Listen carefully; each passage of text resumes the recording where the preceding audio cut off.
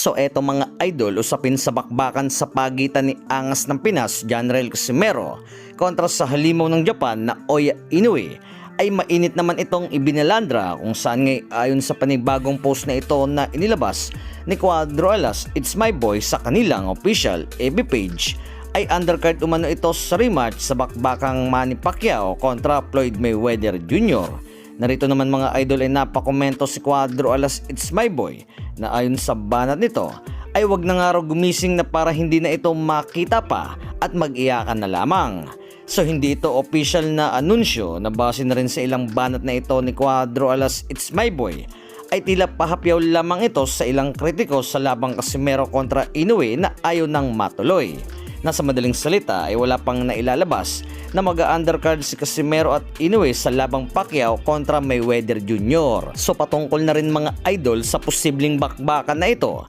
na ayon na rin sa latest na pahayag ng Japanese promoter ni Oya Inoue na si Hideyuki Ohashi ay muli silang nagbukas ng pintuan na para sa labang Casimero kontra Inoue. Subalit ayon sa ilang kondisyon nito ay kailangan munang makakuha ni Angas ng Pinas ng titulo na bago nga raw nito makalaban si Inoue. So inaasahan naman sa muling pagbabalik rito ni Angas ng Pinas ay lalaban na nga raw ito sa 126 sa featherweight division kung saan ngayon rito na nga raw ito magpo-focus at aantay na lamang sina Oya Inoue kung sakaling umakyat na rin sa 126. So ilan na rin sa mga nagsasabi na magandang pagkakataon na rin ito para kay Janrael Casimero ang unahan na nga nito sina Oya Inoue sa featherweight at makakuha na rin ng world title belt na posible namang makahuna ito ni Casimero si Inoue na ayon na rin ito sa pahayag ni Hideyuki Ohashi. Samantala, the nightmare ng Pinas na si Marlon Tapales ay muling binahagi nito ang kanyang pagbabalik ngayong August 29 sa Australia. Narito ngay lalaban na rin ito sa featherweight na matapos matalo sa super bantamweight division kontra si Japanese fighter na si Yukinori Oguni.